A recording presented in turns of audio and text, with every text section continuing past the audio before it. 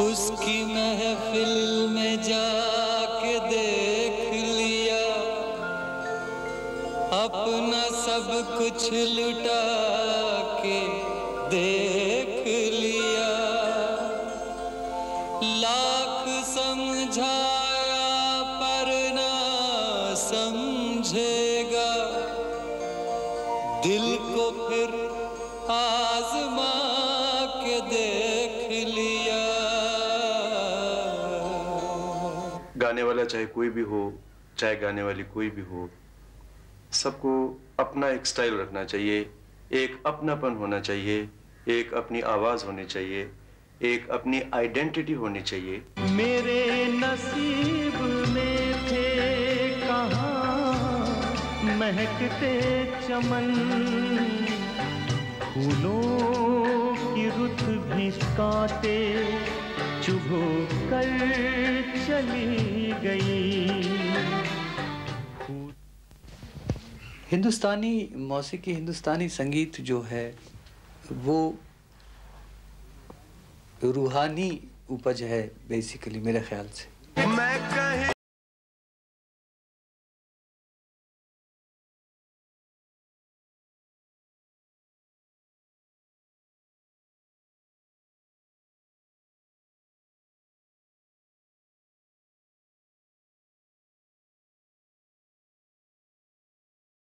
Singer तो सिर्फ singer होता है। जब वो गजल की पोएट्री गाता है तो वो सुनने में गजल लगनी चाहिए।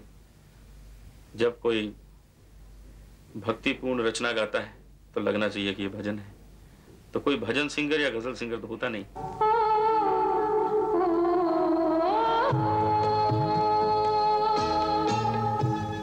साहिबान, आज की इस खास महफिल में शामिल होने की हम आपको दावत देते हैं, और इससे पहले कि आज की इस महफिल का आगाज़ किया जाए, आप लोगों से आप लोगों के बारे में कुछ बातचीत कर ली जाए। जनाब, हिंदुस्तान के हर कोने से बेशुमार ख़त हमारे पास आए हैं, लेकिन जैसा कि आपको पता है, हमारे पास अगर किसी चीज़ की कमी है तो वो है वक्त की। लेकिन इसका मतलब ये कतई नहीं है कि हम आपकी फरमाइशों की, आपके जज्बात की कद्र नहीं करते। ज़रूर करते हैं साहब, और इन्हीं चीज़ों को मद्देनज़र रखते हुए हमने ये आज की महफिल सजाई है। आपकी फरमाइशों के मुताबिक हमने आज के मशहूर मारूफ 3 फ़नकारों के इंटरव्यूज़ भी रिकॉर्ड किए हैं। आज के इन फ़नकारों की एक ख़ासियत यह है कि ये गज़ल गायक होने के साथ साथ संगीतकार भी हैं। इनके नाम हैं पंकज उधास, अनूप जलोटा और भूपेंद्र। पंकज उधास अपनी मीठी आवाज़, अपने अलग अंदाज और अपनी गायकी की सादगी के लिए इतने मशहूर हो चुके हैं कि उनके बारे में और कुछ कहना बड़ा बेईमानी सा लगता है। मगर एक चीज़ ज़रूर है, एक उनकी शख्सियत की खासियत जिससे आप लोगों में से बहुत सारे वाकिफ़ नहीं होंगे, और वो ये है कि वो एक अच्छे गायक के साथ साथ एक मधुर संगीतकार भी हैं। पंकज उधास से गज़ल सुनने से पहले आइए उनसे एक छोटी सी मुलाकात कर ली जाए।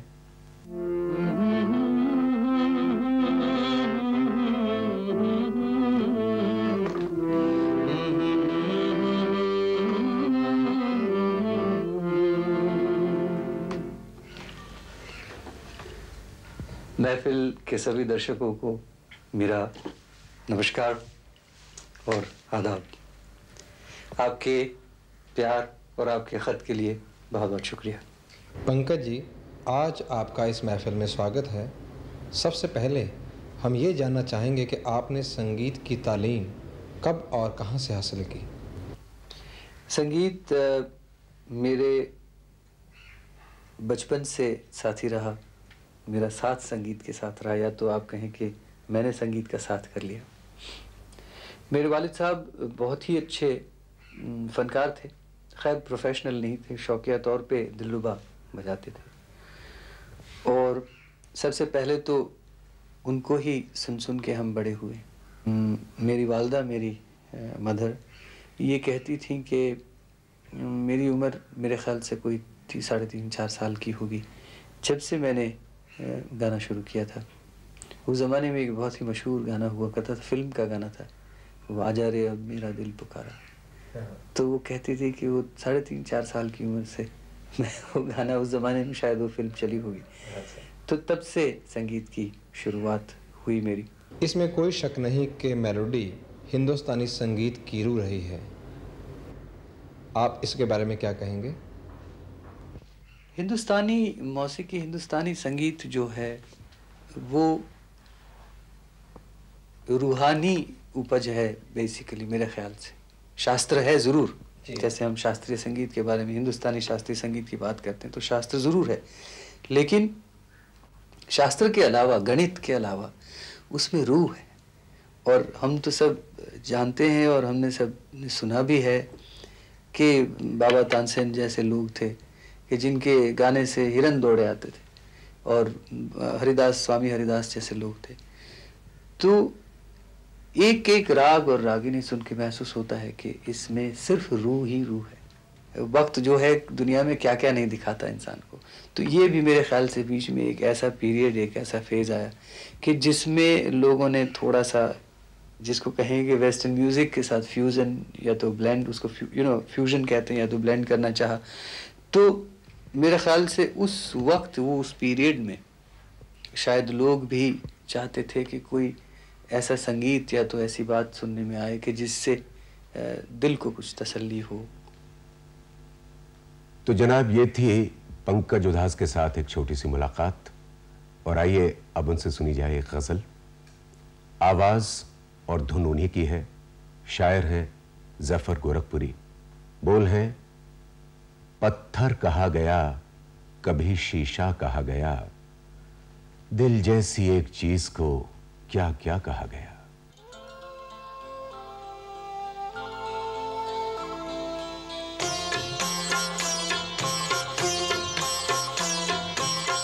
पत्थर कहा गया कभी शीशा कहा गया, पत्थर कहा गया कभी शीशा कहा गया, दिल जैसी एक चीज को क्या क्या कहा गया, पत्थर कहा शीशा कहा गया।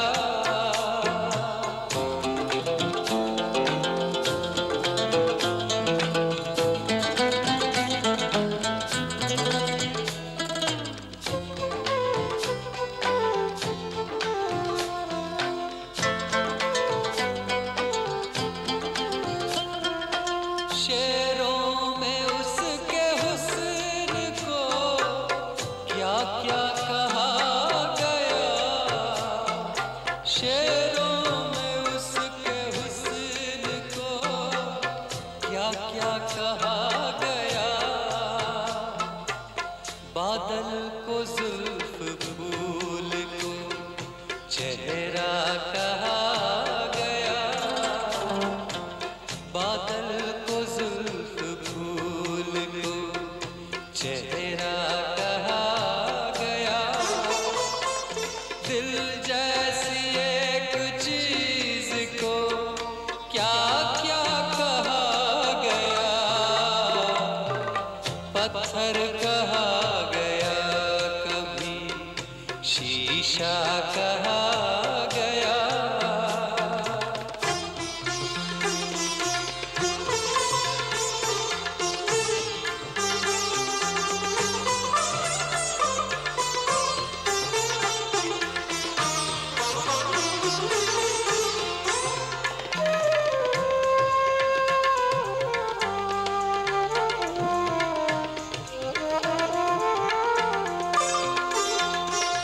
सोचो तो ये भी एक कफस ही तो है जिसे, सोचो तो ये भी एक कफस ही तो है जिसे, तहजीब की जुबान में कमरा कहा गया, तहजीब जुबान में कमरा कहा गया, दिल जैसी एक चीज को क्या क्या कहा गया, पत्थर कहा गया, कभी शीशा कहा गया।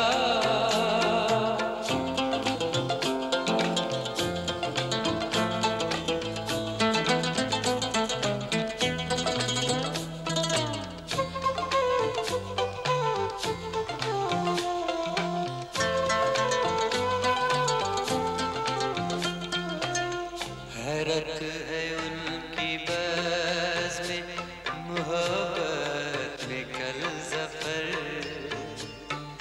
हैरत है उनकी बस में, मोहब्बत में कल ज़फ़र, मुझसे गुनाहगार को अपना कहा गया, मुझसे गुनाहगार को अपना कहा गया, दिल जैसी एक चीज को क्या क्या कहा गया, पत्थर कहा गया, कभी शीशा कहा गया, दिल जैसी एक चीज को क्या क्या कहा गया, पत्थर कहा गया, कभी शीशा कहा गया, पत्थर कहा गया, कभी शीशा कहा गया। हिंदुस्तान का कोई भी शख्स, चाहे वो बड़ा हो या छोटा, एक नाम से जरूर वाकिफ होगा, और वो है अनूप जलोटा। अनूप जलोटा भजन गाते हैं, गजल गाते हैं, गीत गाते हैं। जब वो भजन गाते हैं तो पूरी तरह से तन्मय होकर, डूबकर, जब वो गजल गाते हैं तो पूरे जज्बात के साथ, और जब वो संगीत देते हैं तो पूरी मधुरता के साथ। इससे पहले कि हम अनूप जलोटा से कोई गजल सुने, आइए उनसे एक छोटी सी गुफ्तगू कर ली जाए।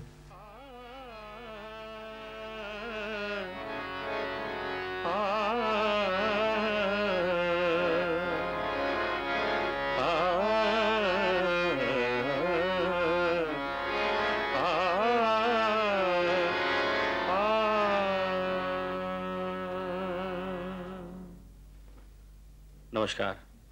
इससे पहले कि हम आपकी नई गज़ल अपने दर्शकों को सुनवाएं, हम चाहते हैं कि आप अपना भजन से गज़ल और गज़ल से फिल्म संगीत के सफ़र के बारे में ज़रूर कुछ बताएं।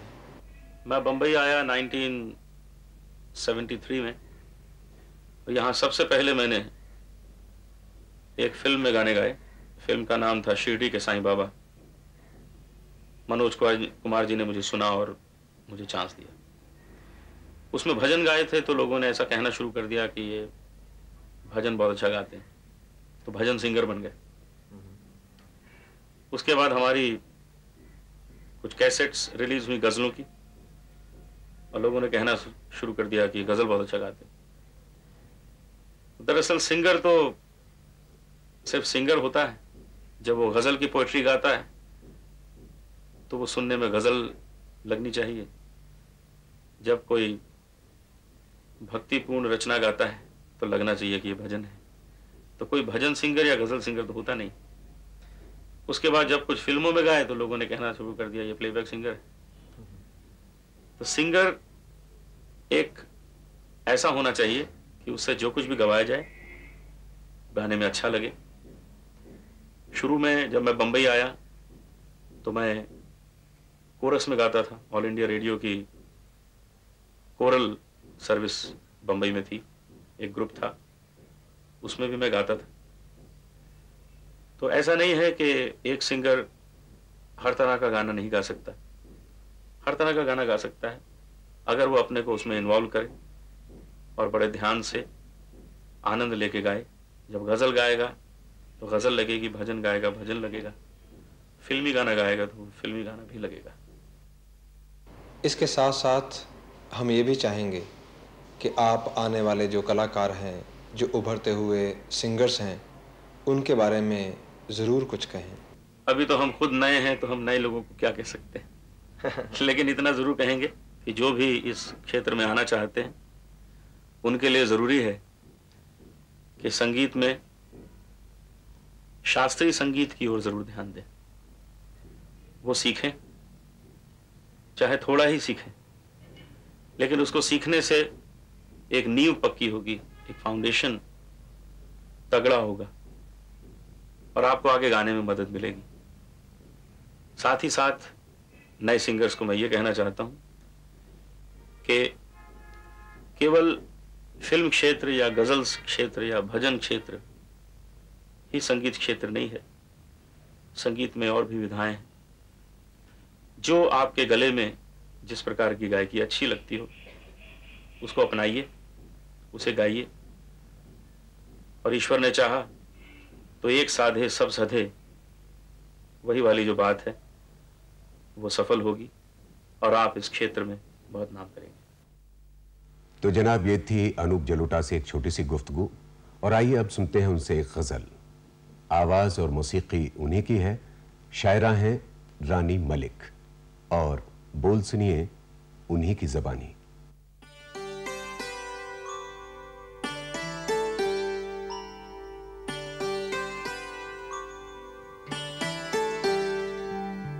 हर एक खुशी यूं फर्ज निभा कर चली गई,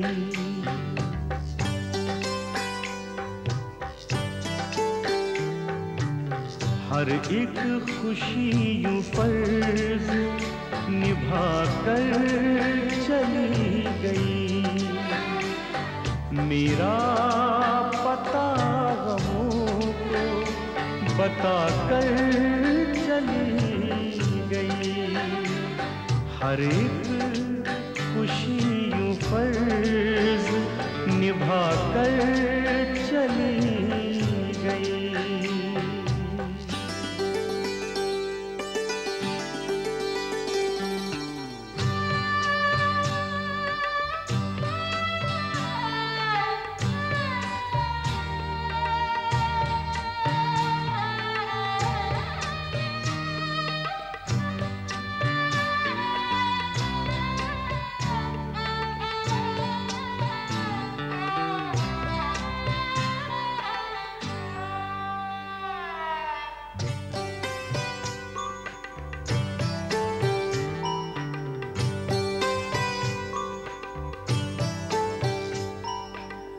यूं तो हर एक मौसम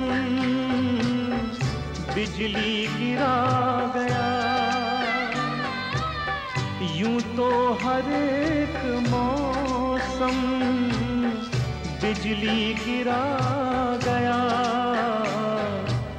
बरसात आके घर को जला कर चली गई, बरसात आके घर को जला कर चली गई, मेरा पता गमों को बता कर चली गई।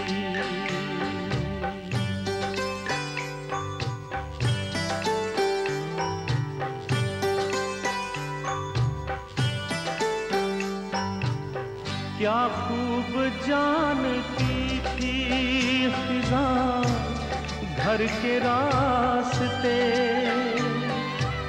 क्या खूब जानती थी फिजा घर के रास्ते, फसलें बहार आँख चुरा कर चली गई, फसलें बहार आँख चुरा कर चली गई, मेरा पता गमों को बता कर गई।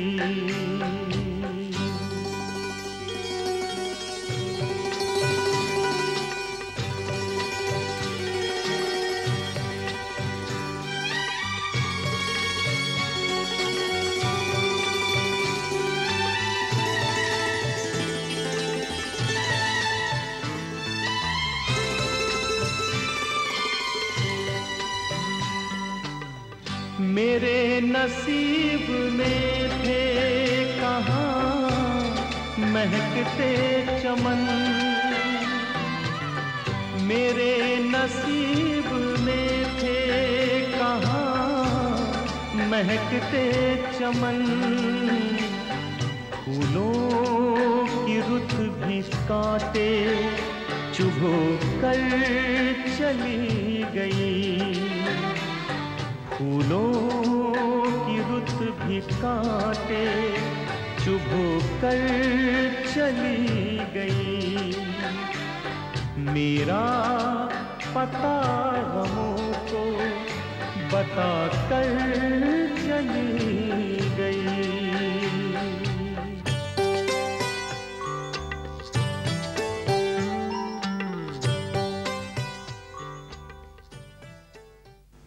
भूपेंद्र वो नाम जो संगीत की दुनिया में अपनी एक अलग जगह बनाए हुए है, वो आवाज जो अपने सोज और अपनी मिठास की वजह से हर दिल में समाई हुई है। भूपेंद्र एक अरसे से फिल्मों में गाते चले आ रहे हैं और आज तक उन्होंने जो भी गीत गाया वो आप लोगों को बहुत भाया, और आजकल जब वो गजल गाते हैं तो सारी महफिल पे छा जाते हैं। भूपेंद्र एक अच्छे गायक हैं, ये तो आप सभी जानते हैं, मगर आप लोगों में से बहुत कम लोग ये जानते होंगे कि वो एक बहुत मधुर संगीतकार भी हैं। गिटार वो बहुत खूबसूरत बजाते हैं। तो इससे पहले कि उनसे गजल सुनी जाए, आइए उनसे एक मुलाकात कर लें।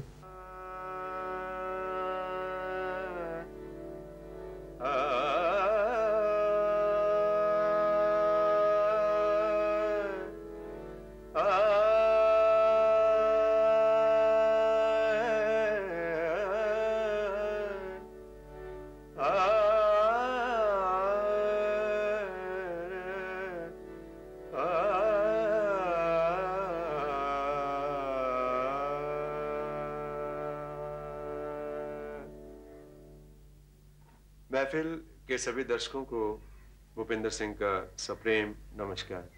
भूपेंद्र जी, आपका एक बार फिर इस महफिल में हम इस्तकबाल करते हैं अपनी तरफ से और दूरदर्शन की तरफ से। हमें बहुत से दर्शकों ने ये गिला किया है कि हम सिर्फ आपका गीत या गजल वगैरह ही सुनवाते हैं महफिल में, लेकिन आपको खुद हूबहू नहीं मिलवाते। तो हम आज अपने दर्शकों का ये गिला भी दूर किए देते हैं। तो सबसे पहले हम ये पूछना चाहेंगे कि आप अपनी तरफ से दर्शकों के नाम कुछ कहना चाहेंगे? जी शुक्रिया शमीम साहब, और इसके साथ ही मैं ये भी कहना चाहूँगा कि महफिल प्रोग्राम के ज़रिए हम जो गायक लोग हैं अपने दिल के जज्बात, अपने दिल की उमंगें और अपना प्यार जो है अपने दर्शकों और सुनने वालों तक पहुंचा सकते हैं, और इस खूबसूरत प्रोग्राम के ज़रिए हम आपसे बातें कर सकते हैं। इसके लिए मैं दूरदर्शन के जो कार्यकर्ता हैं उनका बहुत बहुत शुक्रिया अदा करना चाहता हूं। और जहां तक हमारे दर्शक और सुनने वाले हैं उनके लिए तो मैं यही कह सकता हूं कि अगर दर्शक और सुनने वाले नहीं तो भूपेंद्र सिंह भी नहीं, क्योंकि आप हमें प्यार से सुनते हैं और हमारा हौसला बढ़ाते हैं और हम आप तक अपनी आवाज़ के ज़रिए पहुंच सकते हैं। मैं उन सब सुनने वालों का बहुत बहुत शुक्रगुजार हूं कि जिनकी वजह से हम आज इस मुकाम पर पहुंचे हैं कि हमें आप सब देख सकते हैं और सुन सकते हैं। दर्शकों के लिए ये प्यार, ये जज्बात, इसके लिए बहुत बहुत शुक्रिया। और इसके साथ हम ये भी चाहेंगे कि आप उभरते हुए जो कलाकार हैं, जो नए सिंगर्स हैं, म्यूजिक डायरेक्टर्स हैं, उनके बारे में ज़रूर कुछ कहिए। उनके बारे में मैं इससे ज़्यादा क्या कह सकता हूँ कि सभी अच्छा ही काम कर रहे हैं, सभी अच्छा ही गा रहे हैं, चाहे वो मेल सिंगर हैं चाहे वो फीमेल सिंगर हैं। लेकिन एक बात पे मैं, जो कि हमेशा उस बात पे मैं ज़रा ठोकर मारता हूँ, और वो बात यह है कि गाने वाला चाहे कोई भी हो, चाहे गाने वाली कोई भी हो, सबको अपना एक स्टाइल रखना चाहिए, एक अपनापन होना चाहिए, एक अपनी आवाज़ होनी चाहिए, एक अपनी आइडेंटिटी होनी चाहिए, ताकि कोई जो भी किसी वक्त किसी को ना देख रहा हो, उसका गाना सुन रहा हो, तो उसको सुनने वालों को मालूम पड़ना चाहिए कि ये किसकी आवाज़ है, ये कौन गा रहा है। तो ये चीज़ गाने वाले को अपने अंदर पैदा करनी चाहिए, जिससे कि वो पहचाना जाए कि ये सिंगर कौन है। और इसके अलावा तो this is a 24 hour job. इसमें क्या है कि अगर आप संगीत गाते हैं या बजाते हैं तो ये 24 घंटे का काम है, आपको हमेशा इसके साथ रहना पड़ेगा।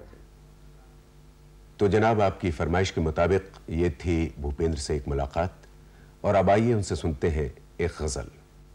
स्वर और संगीत उन्हीं का है, शायर हैं कतील राजस्थानी, और बोल उन्हीं की ज़बानी।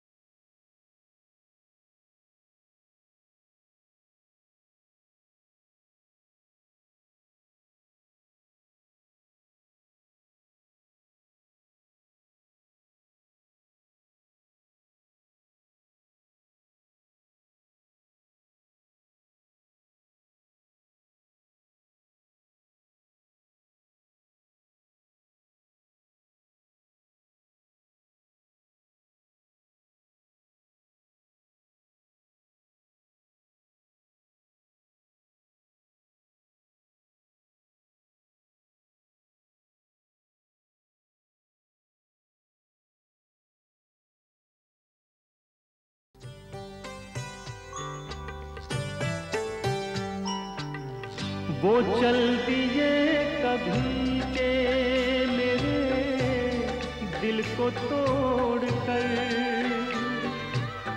वो चल दिए कभी के मेरे दिल को तोड़ कर। आई जो याद दिल को दुखा कर चली गई, आई जो याद दिल को दुखा कर चली गई। मेरा पता गमों को बता कर चली गई, हर एक खुशी यूं फर्ज निभा कर चली गई।